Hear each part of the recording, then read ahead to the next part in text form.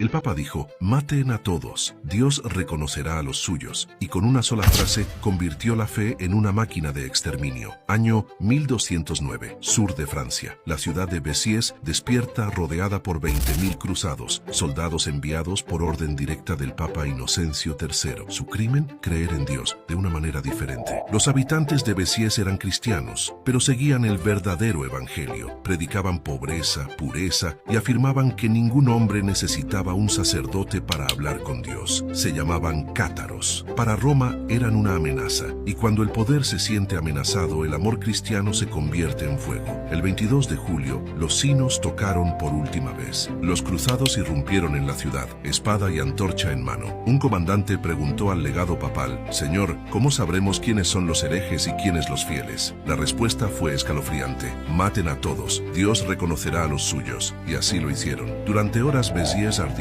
Hombres, mujeres, ancianos y niños fueron cazados dentro de las iglesias. Los altares se tiñeron de sangre. Las casas se incendiaron con familias encerradas dentro. Más de 20.000 personas fueron masacradas en un solo día. En nombre del amor, en nombre de Cristo. El Papa Inocencio III lo llamó una victoria divina. Roma celebró. Los cátaros que sobrevivieron fueron perseguidos durante décadas por la Inquisición. El objetivo no era salvar almas, era eliminar toda forma de fe que Roma no pudiera controlar. Siglos después, el Vaticano todavía describe a Inocencio III como uno de los grandes papas de la historia. Pero las ruinas de Béziers siguen hablando, porque el verdadero infierno no está bajo la tierra, está en el corazón de quienes matan en nombre de Dios.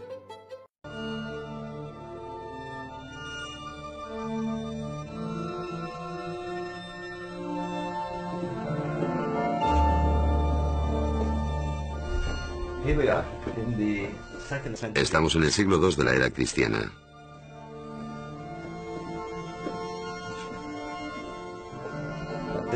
En el tiempo en que los cristianos no habían formulado aún su iconografía, sus símbolos o sus mitos, en un sentido, esto representa el otro mundo. Las regiones tenebrosas donde los iniciados contactaban con las divinidades. Es la luz que penetra en la oscuridad, buscando un camino a la vida futura. Los portales de la inmortalidad a través de la muerte. Y así, los iniciados llegaban aquí en total oscuridad, quizás sin antorchas, a impregnarse del espíritu del lugar. Simbolizaban el tránsito de la vida a la muerte y a la resurrección.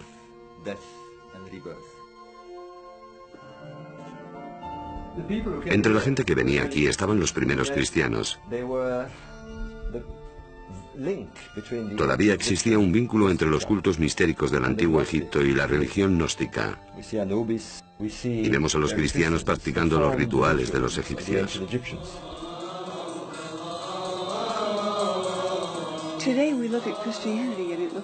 Hoy vemos el cristianismo y parece muy variado, desde los baptistas a los ortodoxos rusos, a los calvinistas y a los católicos romanos. Pero en el siglo I la variedad era mayor aún, porque no existía el canon de las escrituras del Nuevo Testamento, ni un credo universal, ni tampoco una estructura específica. Lo que me fascina es que entonces el cristianismo era más plural de lo que es hoy.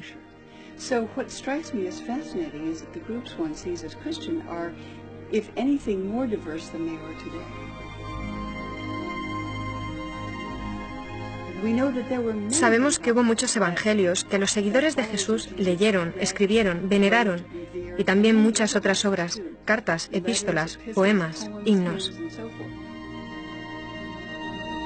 Los cristianos contemplan los inicios de su fe con nostalgia. Un tiempo en que la palabra de Jesús y sus apóstoles sonaba como auténtica, cuando el credo era claro y su contenido incontestable. Pero ahora los documentos descubiertos arrojan otra luz sobre sus orígenes. Si los cristianos hoy veneran a Jesús como al único Hijo engendrado por Dios, que murió para redimirnos de nuestros pecados, los primeros seguidores de Jesús parecen haber tenido creencias diferentes. Los cristianos judaicos cayeron sobre el valor de salvación del sacrificio de Cristo en la cruz. Creían que era un iluminado, un iluminador. Para ellos, no hay nacimiento virginal, ni resurrección, ni cruz, solo las palabras de Jesús, percibido como la encarnación de la sabiduría divina. Jesús de Nazaret, hombre o mito. Los que estuvieron con él no parece que lo recordasen como al único Hijo de Dios, pero perecieron en el holocausto del alzamiento judío contra Roma. Lo describen tan claramente los evangelios. Se escribieron 2, 3 generaciones después de Cristo, en distintas ciudades mediterráneas. Entonces surgió otra imagen, la de Jesús como Hijo de Dios. Sin embargo, persistían ecos de los primeros tiempos. Edad Media, el sur de Francia. Una fe diferente surgía y proponía otra visión de Cristo. La Iglesia considera herejes a esa gente, peor que demonios. Durante décadas, la furia de la Iglesia se alza contra los cristianos gnósticos. Los cruzados diezmaron a la población. Se creó la Inquisición para quemar a esos cátaros, como ellos se llamaban a sí mismos, los purificados, los puros.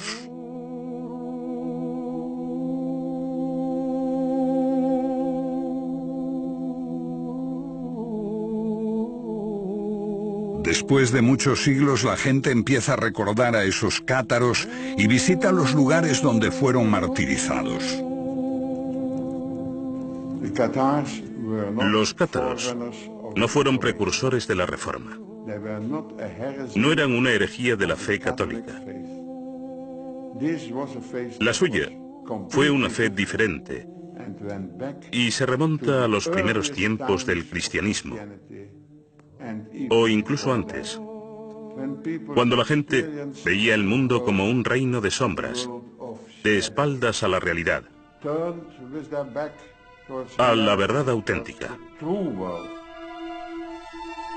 Un hombre atado, incapaz de moverse, creyendo que las sombras que ve en la pared son la realidad. Sombras proyectadas por el mundo divino que está detrás de él. Mira, hombre. Es así como el filósofo griego Platón describía al hombre. Los iniciados en las religiones mistéricas creían que podían liberarse de las ataduras y hallar la gnosis, el conocimiento, en su corazón.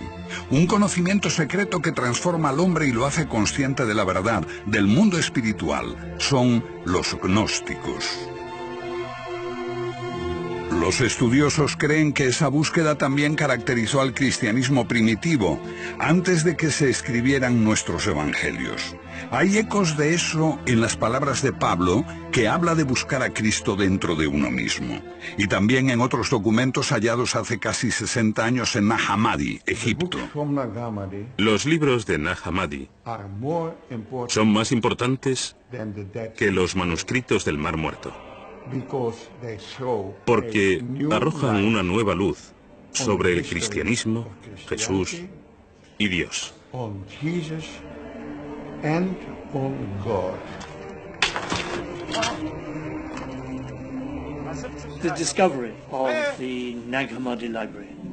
El descubrimiento de Nag Hammadi supone un cambio radical en nuestra idea del cristianismo primitivo.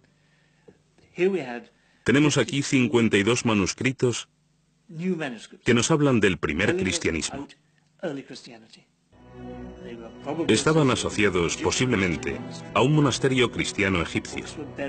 Estos libros se enterraron en el siglo IV para evitar su destrucción.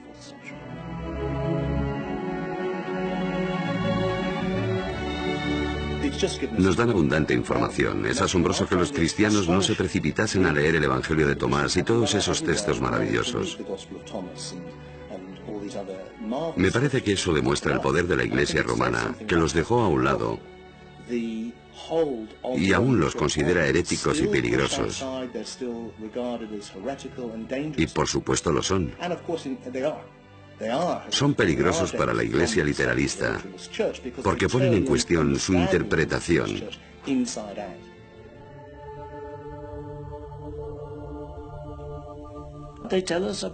Nos hablan de las diversas formas en que la gente creía que se podía hallar la salvación. Por la contemplación, por la expansión de la chispa divina que hay en nosotros, comunicándose con Dios, buscando en nuestra propia alma, una búsqueda individual de lo divino, sin la ayuda de sacerdotes u obispos. Suena atractivo. El gnosticismo es atractivo, sobre todo para la mente moderna, porque promueve una religión para el individuo, no para la Iglesia. Creo que es lo que los humanos han buscado siempre, hallar la divinidad por sí mismos. Pero esto es una simplificación, porque se trata de algo mucho más complejo. En cierto modo, es como tomar un baño de espuma y que entre jabón en los ojos. Enceguece a la vez que limpia.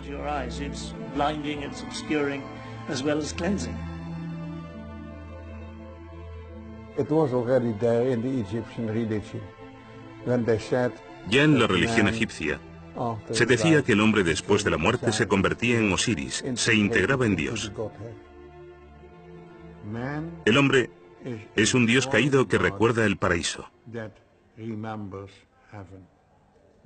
Este es el concepto de todos los misterios de la antigüedad, de Isis, de Mitra, de Adonis.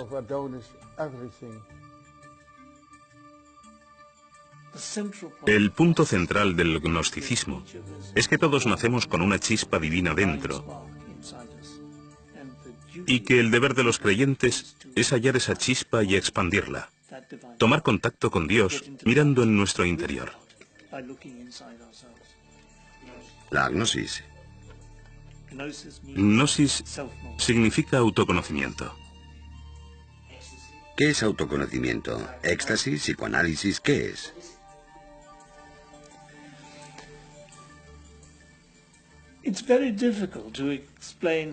Es muy difícil explicar qué es el autoconocimiento y cómo se obtiene. No es como el psicoanálisis. No es una exploración intelectual del alma, ni el éxtasis. Es la contemplación de uno mismo.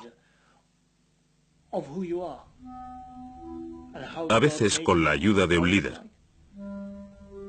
Es la quietud, una sincera búsqueda individual.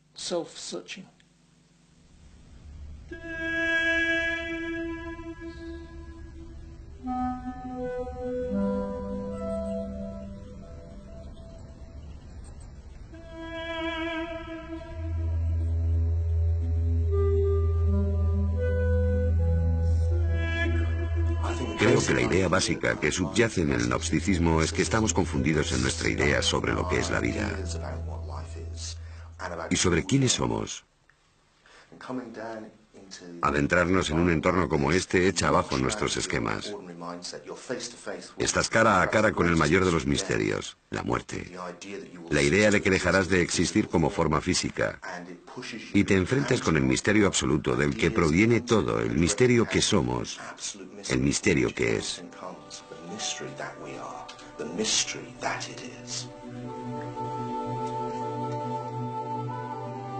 Pero ¿por qué buscarlo en la oscuridad de estos corredores? Creo que estimula la experiencia mística con la emoción de la oscuridad y los ecos de las cámaras. Todo eso conduce a un estado místico.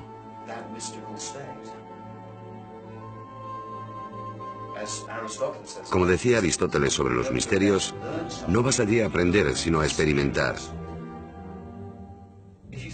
Si crees que solo es un proceso intelectual, te equivocas. Es algo mucho más grande que eso.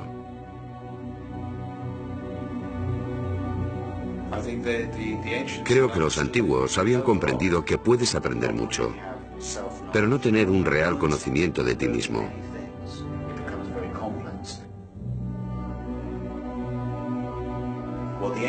Lo que los antiguos buscan es un retorno a la totalidad, el conocimiento de la unidad de todas las cosas. Durante más de 2000 años la gnosis fue reprimida. Principalmente supimos algo de ella por las acusaciones de los padres de la Iglesia. Pero el hallazgo de Nag Hammadi en 1945 cambió para siempre nuestra forma de ver los orígenes del cristianismo. Los que los hallaron al principio los desecharon. Cayeron en manos de traficantes, algunos fueron quemados, pero finalmente llegaron a manos de la ciencia gracias a personas como Gilles Quispert, que llevó los manuscritos más importantes a Europa, y a sus amigos, entre ellos el gran psiquiatra Carl Jung.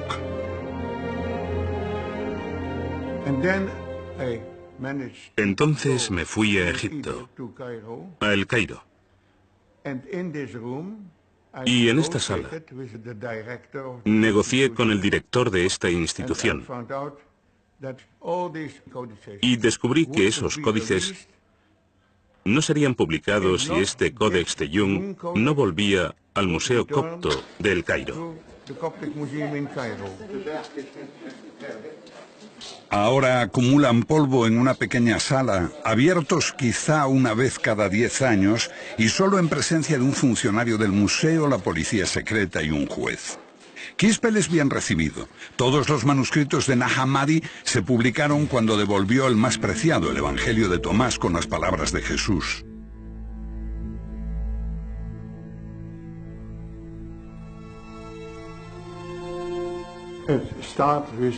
Empezó diciendo: estas son las palabras que Jesús dijo y que Dídimo Judas Tomás escribió.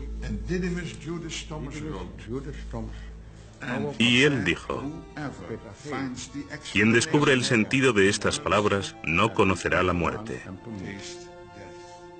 ¿Quién es Dídimo Tomás? Dídimo Judas Tomás significa Judas el mellizo o el gemelo. Fue uno de los hermanos de Jesús. La tradición de la Iglesia posterior transformó a Tomás en el apóstol que no creía que Jesús había resucitado. El escéptico Tomás fue el discípulo más fiel de su maestro. ¿Fue quien entendió mejor a su hermano? Según el Evangelio de Tomás, sí. Se dio por sentado que no era el hermano gemelo de Jesús en sentido literal, sino más bien que quien lea este Evangelio puede llegar a reconocerse como gemelo de Jesús.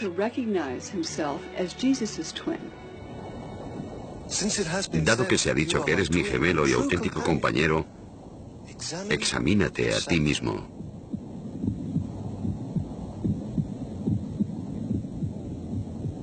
Examinarse a uno mismo. Así puedes comprender quién eres.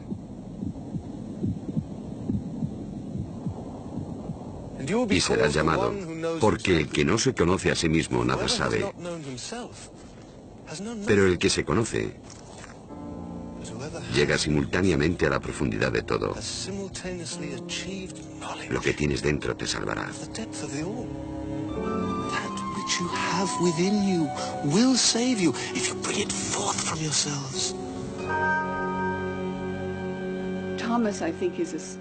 Creo que Tomás se interpreta simbólicamente, que todo el que viene a ver a Jesús viene a verse a sí mismo como el gemelo de Jesús, el que es creado a imagen de Dios, como Él lo fue.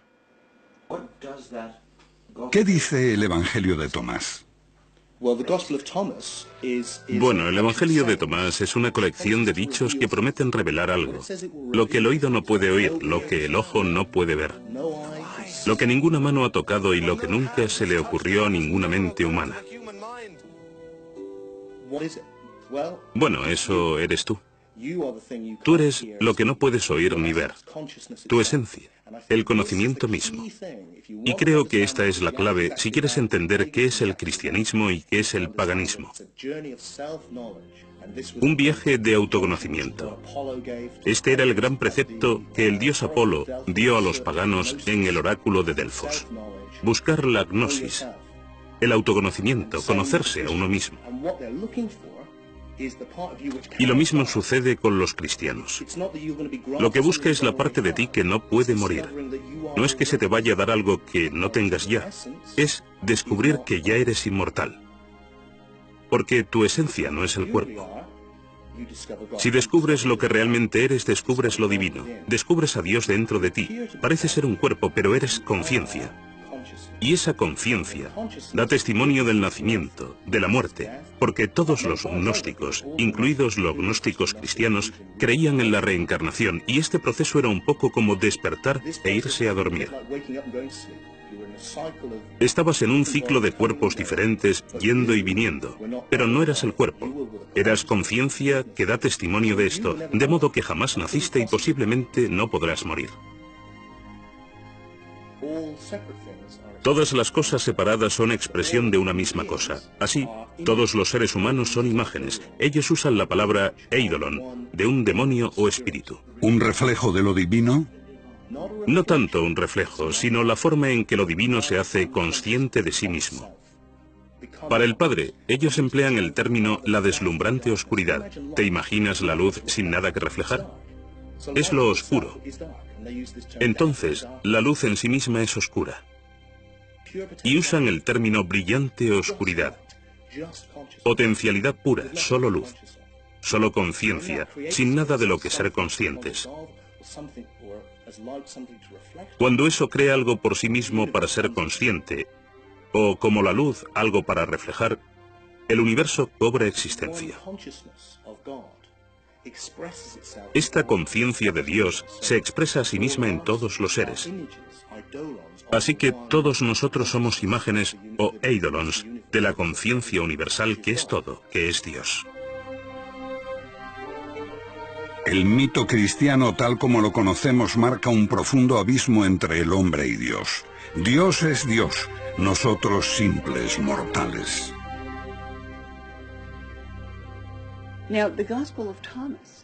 El Evangelio de Tomás tiene un mensaje muy distinto. Habla de Jesús como el Hijo de Dios y habla de los otros humanos, como de los niños de Dios que no son conscientes de haber sido creados a imagen de Dios. La luz divina que se creó antes de que el universo se creara, cuando Dios dijo, hágase la luz, la humanidad fue hecha imagen de esa luz. Y en el Evangelio de Tomás, Jesús habla como una voz desde la luz. Yo soy la luz que está por encima de todo. Yo soy el todo.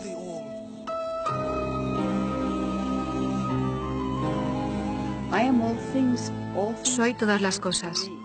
Todas las cosas salen de mí. Estoy en todas las cosas. Rompe un trozo de madera y estoy allí. Levanta la piedra y me encontrarás.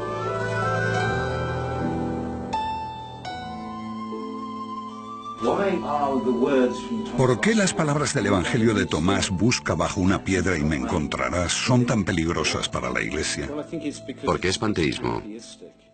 Sugiere que la divinidad está en todas partes y en todas las cosas. Lo que ocurre con el triunfo del cristianismo es que se traduce en la creación de una iglesia. Para llegar a Dios, tienes que hacerlo a través del obispo. Si quieres construir una iglesia, tienes que decir que la salvación solo es posible mediante, desde y a través de la iglesia. Y el representante de Dios en la tierra es el Papa. Esa es la única vía, mientras que para los agnósticos se trata solo de ti, tú puedes hacerlo.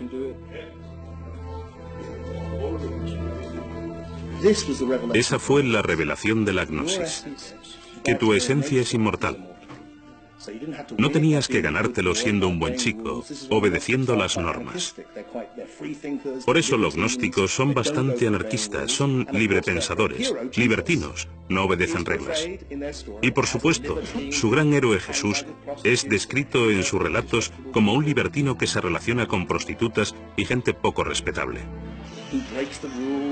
Él rompe las normas, no respeta el sábado y ataca a las autoridades religiosas. Es un clásico carácter gnóstico. Ellos eran así.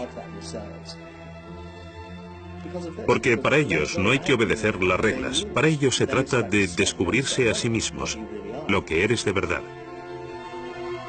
En el Evangelio de Tomás el mensaje es más importante que el mensajero.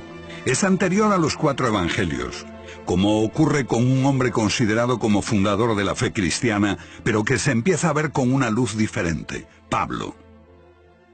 Pablo es gnóstico, habla del Cristo interior. Habla de la inmortalidad, como las escuelas mistéricas, porque Pablo existe antes de la historia literal. Pablo es un personaje totalmente malinterpretado en la historia. En tiempos de Pablo, digamos, no hay división entre gnosticismo y literalismo, porque el literalismo no se había desarrollado aún. 2 generaciones después, los evangelios de la Biblia hablan en detalle de la vida de Jesús. El mensajero se hace más importante que el mensaje, y Jesús pasa a ser literalmente el Hijo de Dios. Pero antes de eso, Pablo, a pesar de posteriores adaptaciones e inserciones, nos habla todavía de Jesús como de un misterio, una metáfora, una voz interior.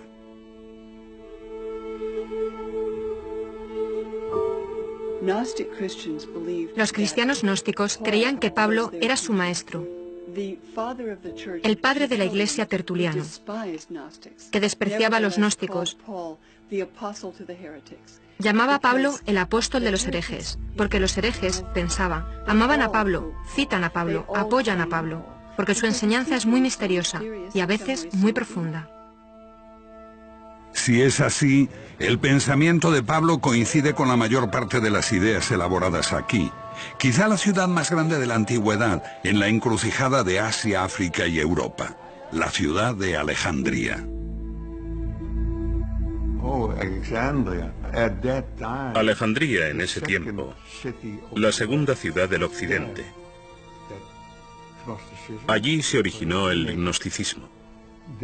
Allí vivían los egipcios, los griegos, y había más judíos en Alejandría que en Judea y Galilea en aquella época.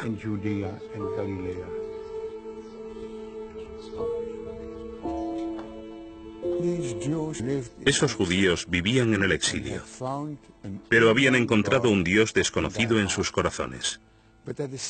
Al mismo tiempo, no podían encontrar a ese mismo Dios en el mundo, porque el mundo estaba lleno de mal y sufrimiento. Por lo tanto, resolvieron que este mundo había sido creado por un Dios menor, Jehová, su deidad tribal. Este es el Dios del Viejo Testamento, del ojo por ojo y diente por diente, un Dios celoso. Todas esas historias parecen girar en torno a un profundo descontento con el mundo, porque fue creado un Dios inferior. ¿Cómo podía un Dios perfecto haber creado este desastre? Entonces, lo que dicen reiteradamente es que este mundo es un error. Fue creado por la hija pequeña del verdadero Dios. La joven Sofía se enamoró locamente de su padre. Y frustrada por este amor ilícito, se autocreó, se autofecundó y engendró un hijo y abortó. Y este aborto deforme, con cara de león, era Yeldebaoth, el rey del caos. Con la arrogante suposición de haber sido expulsado del Edén por el Dios único, creó o malformó este mundo físico.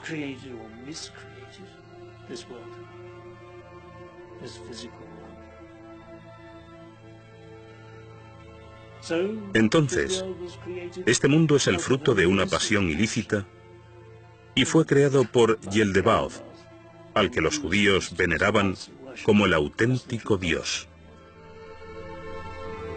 Este aprisionó al hombre en la materia, envolvió su alma eterna y divina en un cuerpo mortal. El creador de este mundo físico modeló al hombre a su propia imagen, para siempre esclavo de la materia. Y el buen Dios, el verdadero, lleno de misericordia, envió a Jesús para redimir a la humanidad de Yeldebaoth.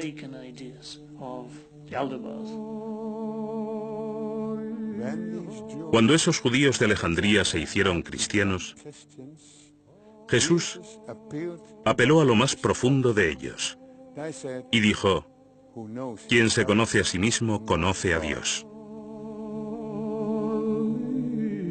Mito o metáfora, en la figura de Jesús está también la semilla de la discordia. En torno a su persona sobrevino una batalla de ideas que separó las dos posturas. Sí, una de las mayores pugnas entre los seguidores de Jesús fue la cuestión de por qué Jesús murió de manera tan terrible. Para las comunidades ortodoxas, la única forma de encontrarle un sentido religioso era interpretarlo como un sacrificio redentor. Pero este sacrificio redentor solo tenía sentido si todos necesitábamos redimirnos del pecado. Así, los cristianos desarrollaron la idea de que teníamos que haber pecado terriblemente, sin posible redención. Entonces, la idea de que el Mesías de Dios muere en un sacrificio redentor por los pecados del mundo se convierte en una forzada explicación de su crucifixión. Así nace un nuevo elemento en la relación entre el hombre y la divinidad: el pecado original. El elemento central del mensaje cristiano, su fuerza, reside en la culpa, que Dios está mirando, sabiendo no solo todo lo que hacemos, sino también todo lo que pensamos. Creo que el cristianismo es bastante excepcional en el sentido de que Dios lo ve todo y castiga a los creyentes por sus malos pensamientos, por los pecados de la mente. El pecado y la culpa crearon un credo en el que predomina el miedo a Dios y al infierno, siempre presente en las prédicas de los sacerdotes. No es una idea que compartieran los gnósticos. La palabra pecador no figura en su diccionario. El Evangelio de Tomás no habla mucho de la discontinuidad entre Dios y nosotros mismos, sino de humanos creados a su imagen divina y, por tanto, con una especie de conexión, de afinidad con lo divino. El hombre es un Dios caído que recuerda el paraíso. Ese es el concepto de todos los misterios de la antigüedad y también de la gnosis. No hay espacio para el pecado. Por supuesto, eso no significa que seamos divinos y más, sino más bien que podemos encontrar nuestro camino hacia Dios cuando hallemos el camino hacia nosotros mismos, y que existe un medio de reparación para los pecados y errores que cometamos. Pero pecar es tan esencial que Jesús tuvo que morir para redimirnos. Un argumento tomado de un antiguo mito: Adán y Eva y el primer pecado que hizo al hombre mortal. Los cristianos pusieron más énfasis en el pecado de Eva que los judíos. Antes del cristianismo ortodoxo, el pecado no era una cuestión central. Los maestros judíos, paganos, gnósticos coincidían en que tenemos la capacidad de seguir o de desobedecer a Dios. Tenemos buenos y malos impulsos. Se entendía que esta era la condición humana. Existe un gran debate sobre esto, porque algunos cristianos creían que era absurdo, lo de comer una manzana. Una desobediencia inocente por la que Dios condena a los hombres a una existencia inferior, lejos del paraíso. Un castigo totalmente desproporcionado. Hay un relato gnóstico que dice que la serpiente del jardín del Edén es Jesús. Jesús es quien da a los hombres el árbol de la ciencia. Es Jesús quien dice a los humanos: comed. Y es Jesús quien se enfrenta a la miserable envidia del Padre, que no quiere que los humanos se conviertan en dioses. El Creador envidia la belleza de su creación y no quiere que los humanos alcancen el conocimiento, porque, como dice el Génesis, cuando comes del árbol del conocimiento, eres como Dios.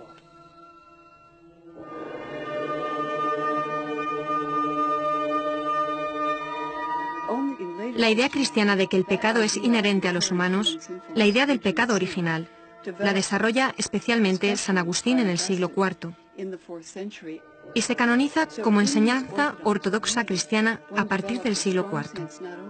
Esas comunidades ortodoxas desarrollan no solo un fuerte sentido de la distancia entre el hombre y Dios, sino que hay una condición pecaminosa en el hombre, innata e irredimible, aparte de que la muerte de Cristo se entiende como sacrificio. Así, el cristianismo convencional, el cristianismo canónico, que se desarrolla en el siglo II, fue muy debatido. Algunos cristianos, por ejemplo, creían que Jesús era una figura divina y opinaban que era impropio que hubiese sufrido en la cruz. Y contaban cuentos para justificar sus creencias, como que cuando Jesús fue llevado al Gólgota después de ser flagelado, y era obvio que estaba débil, los soldados hicieron que Simón Cireneo cargase la cruz. Y entonces Jesús, viendo la oportunidad perfecta, se intercambió con Simón. Simón cogió el aspecto de Jesús y fue crucificado. Mientras Jesús se escabulló en la multitud, subió al cielo y revoloteó sobre la cruz, riéndose del éxito de su engaño. O riendo como ríe Buda, sonriendo pasivamente, por la calma y la paz de quien nos ha iluminado, dándonos su conocimiento. Jesús, un iluminador, la voz, el símbolo de lo divino. Un gnóstico veía a Jesús como al hombre que recibió la iluminación con el bautismo, cuando se transforma como Buda en aquel que conoce, el Cristo. Los cristianos ortodoxos creen que si Jesús era divino, era el Hijo de Dios, su único Hijo, y también tenía que haber nacido divino, algo que los gnósticos consideran pueril. La ruptura queda clara con el último evangelio, el de Juan.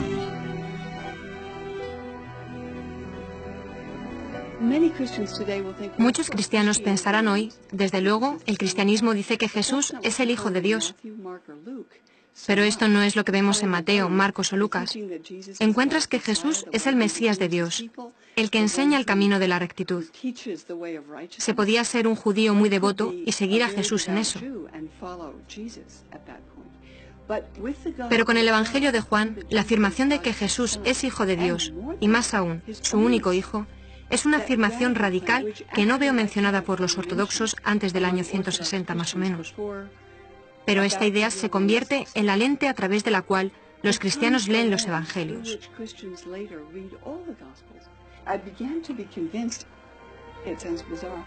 Empecé a convencerme, aunque parece raro, de que el Evangelio de Juan se escribió para contradecir esta otra opinión, y cambia la interpretación del mensaje cristiano de forma total. Jesús, el único Hijo de Dios, pero para los gnósticos era una metáfora, un símbolo de lo divino que reside oculto en todos nosotros. En ese sentido, todos somos hijos de Dios. Todos somos hijos de Dios, si descubrimos nuestra verdadera identidad. Si no, nos hallamos en estado de muerte. Esto es fascinante, creo. Estamos muertos. Para los gnósticos y los místicos, este es el otro mundo en el que estamos muertos en espíritu, porque creemos que somos el cuerpo y no es así. Somos Dios, si acaso. Somos la única conciencia del universo. Nos confundimos a nosotros mismos por esos cuerpos individuales y todos los problemas que causan. Lo que necesitamos es resucitar. Y la historia completa es así. Necesitamos morir por la identidad del cuerpo, que es el centro de la cuestión. Y necesitamos resucitar a nuestra verdadera identidad, que es el Hijo de Dios, que es el Cristo, la conciencia del Padre. Entonces todos somos Cristo, y todos necesitamos resucitar, y cuando lo hagamos el Cristo resucitará. En ese sentido, el mito, la historia completa de la crucifixión de Cristo y la resurrección, ¿es un modelo para todos y cada uno de nosotros? Sí, precisamente. Es un modelo que se encarna en la iniciación. Con los literalistas cristianos esto pronto se convierte más bien en una idea macabra. Que al final de los tiempos resucitarás con tu cuerpo y serás de nuevo un cuerpo físico. Porque es lo que creen que le pasó a Jesús. Vino en cuerpo físico y murió literalmente, y eso es exactamente lo que te pasará a ti, o al menos te pasará si comprendiste el mensaje cristiano. Los gnósticos, desde luego, dicen todo lo contrario. Si no comprendes el mensaje, regresarás en un cuerpo por la reencarnación. Si lo comprendes, te darás cuenta de que no eres un cuerpo, que eres el Cristo, uno con Dios, y no será ya necesario este ciclo de reencarnaciones. Casi una fe diferente, un enfoque opuesto. ¿Cuál fue primero? ¿Cuál fue el origen? Tenemos al literalista cristiano Policarpo, y unas décadas después, a mediados del siglo II, tenemos a Tertuliano, diciendo que los seguidores de los gnósticos llenan el universo. Así te haces la idea de que esta iglesia literalista existía desde los apóstoles y que los gnósticos fueron una desviación muy posterior. Lo que estamos sugiriendo es que en realidad es totalmente al revés. Los gnósticos se propagaron en el siglo I y II y fueron machacados por una iglesia literalista que entonces comenzaba su andadura. La ortodoxia, como la conocemos, surgió después del gnosticismo y en gran medida fue una reacción al mismo. El cristianismo se define por aquello que se le opone. Por oposición al gnosticismo, gradualmente fue defendiendo sus propios términos. A partir de una gran variedad de evangelios y unas 7 u 8 generaciones después de Jesús, los padres de la primera iglesia ortodoxa empezaron a escoger unos pocos textos que conformarían el Nuevo Testamento y definirían el credo. Creo que la amenaza de persecución obligó a los líderes cristianos a buscar unas enseñanzas básicas en las que todos estuviesen de acuerdo.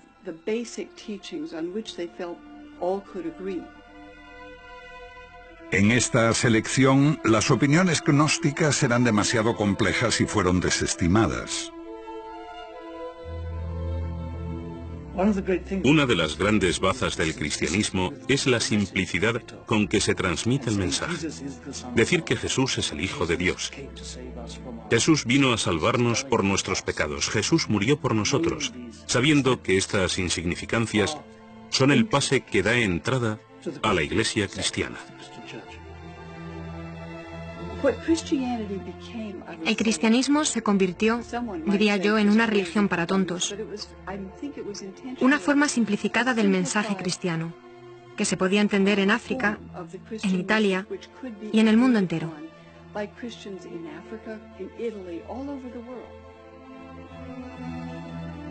En sentido amplio, ¿los evangelios son una invención?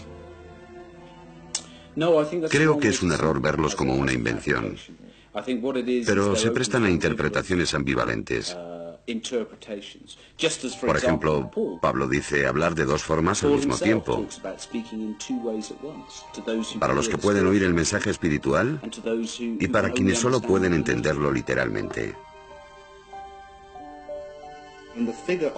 Si tomamos la frase que aparece en muchas iglesias, nadie llega al Padre sino a través de mí, vemos que para los gnósticos, esto significa que para llegar a Dios tienes que ser consciente de lo que esta figura representa en ti. Y este es el mensaje de Pablo. Para llegar a Dios debes hallar al Cristo dentro, como una alegoría de la verdad. Pero el literalismo dice, no, este es el único camino. Creo que después de tener esta idea de una encarnación literal del Hijo de Dios, no la de un mítico Hijo de Dios, entonces, el concepto es que para tu propio bien debe salvar el alma de otros. Y todos deben creer esto, obligados por su propio bien. Así tienes el mandato divino de ser autoritario. Los cristianos lo tomaban todo como algo personal. Pero cuando personalizas a la divinidad, la cargas con toda la ira, críticas, resentimiento y agresividad que existe en la personalidad humana. ¡Hereje! Los cristianos se enfadaron mucho porque tomaban como algo personal que su Salvador fuese rechazado. Los gnósticos solo querían descubrir dónde estaba la verdad. La dificultad que enfrentan los gnósticos es que buscan individualmente la salvación. No están organizados, no están unidos. Los gnósticos atacaron las opiniones de los primeros cristianos. Pero los cristianos no solo atacaron las opiniones de los gnósticos, atacaron a los propios gnósticos. Ambas creencias podrían haber coexistido. Pero con la aparición de este hombre, Constantino, el primer emperador romano en abrazar la fe cristiana, se despertó el ansia de alcanzar el poder supremo en la joven iglesia.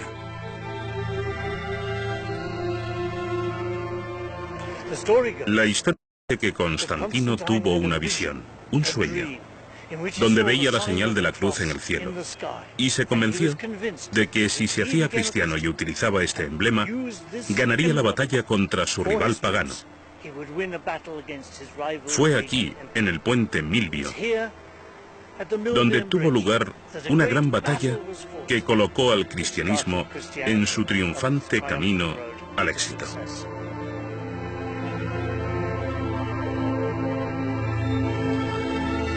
En el Concilio de Nicea, año 324, Constantino establece todas las diferencias respecto al credo.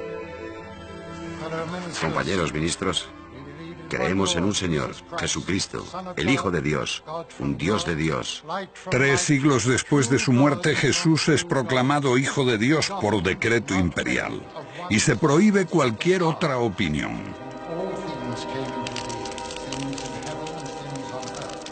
When Christianity allies with the state to create a religious monopoly, that's when Christianity becomes... Cuando el cristianismo se alía con el Estado para crear una religión oficial, es cuando se vuelve algo radicalmente diferente, triunfante, exitoso. Pero al haberse aliado con el Estado empieza a cometer los mismos crímenes que había denunciado en sus primeros 300 años de existencia. Persigue, mata por la religión. Se transforma en una institución jerárquica, opresiva, necesariamente conservadora.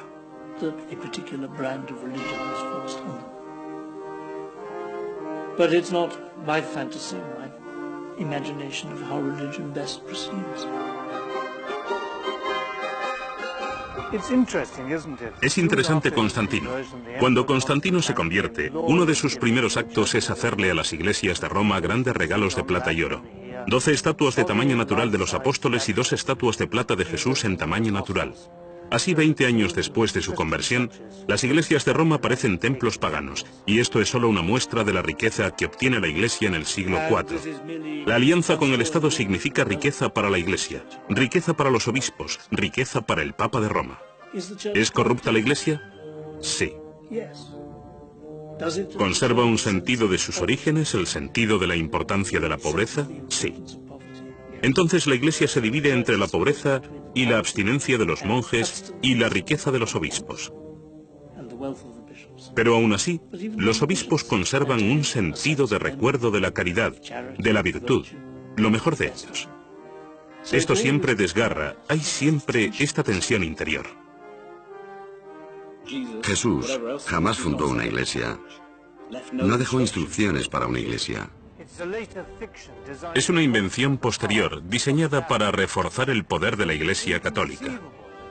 Es inconcebible que Jesús, un simple hombre de Galilea, pretendiese fundar una iglesia universal. ¿Piensa que Jesús dio alguna autoridad a Pedro? Otra vez, esas leyendas son invenciones, como la donación de Constantino. La donación de Constantino es una farsa. Había un documento que la Iglesia en la Edad Media afirmaba que era un contrato escrito por Constantino en su lecho de muerte. Aquí os doy el imperio para que lo custodiéis. Entonces, cuando este se reveló como una falsificación, se inició la Reforma Protestante. De algún modo, todo lo que hemos hecho es escuchar a los perdedores. Fueron destruidos en el siglo IV. Hemos retrocedido y dijimos, solo porque perdieron esa batalla, solo porque la Iglesia romana, con sus ideas de un Jesús histórico y una religión literalista, tomó el mando, no quiere decir que su versión de los hechos sea la verdadera. ¿Qué le pasó a los perdedores? Fueron erradicados. Todos los que conociesen la otra historia, gnósticos y paganos, fueron expulsados del imperio. Los templos se derribaron, los filósofos fueron asesinados, los libros prohibidos y quemados. Si el cristianismo era la religión favorita de Dios, entonces uno podía pensar que al triunfar se hubiera entrado en la Edad de Oro. Todo lo contrario, se entró en un tiempo de oscuridad, en el que la gente incluso olvidó cómo hacer casas de ladrillos. Y hubo que esperar hasta el Renacimiento, cuando esos instruidos paganos regresaron a Italia, a Florencia. Los libros de Platón, que habían estado prohibidos durante 1000 años, volvieron como la hermética, y de pronto Botticelli empezó a pintar cuadros de dioses paganos. Lo llamamos el renacimiento de la cultura occidental, porque ésta vuelve a ocupar el lugar que tenía antes del triunfo del cristianismo. La creencia en la historia de Jesús era originalmente solo el primer paso en la espiritualidad cristiana, el misterio exterior. El significado debía explicarlo un maestro iluminado cuando se estuviese maduro espiritualmente. Una comprensión mística de Dios más allá del simple dogma. Aunque había muchos grandes místicos cristianos en los últimos siglos que intuitivamente vieron este nivel simbólico más profundo, como cultura hemos conservado solo los misterios exteriores. Creo que conservamos la forma, pero hemos perdido el significado. Mientras las iglesias se vacían, la gente busca por todas partes. A veces tan lejos como el otro extremo del mundo, sin darse cuenta de que una antigua tradición que buscaba lo mismo yace en lo profundo de nuestro pasado.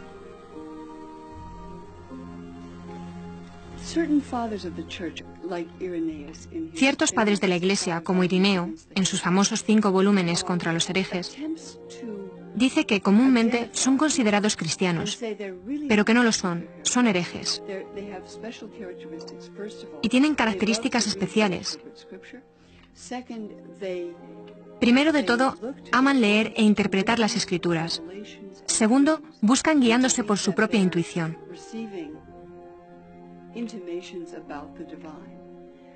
Tercero, están investigando constantemente, siempre abiertos a nuevas exploraciones.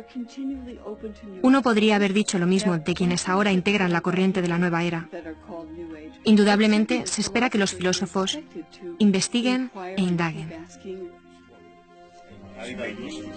Preguntando, uno encuentra una tradición desarraigada, interrumpida por muchos siglos, complicada, a veces confusa. Todo esto parece un poco difícil de entender para un hombre moderno. Querido amigo, no hay atajos a la gnosis y ningún nirvana instantáneo. Me hizo reír con esto el anciano caballero, porque tiene razón, por supuesto.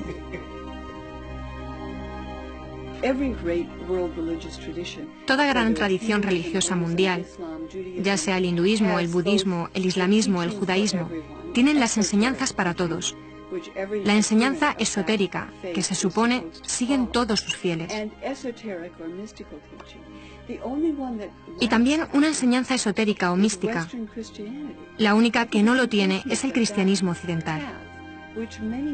Creo que es lamentable que haya sido considerado herético ese camino que mucha gente busca para su propia integridad y desarrollo.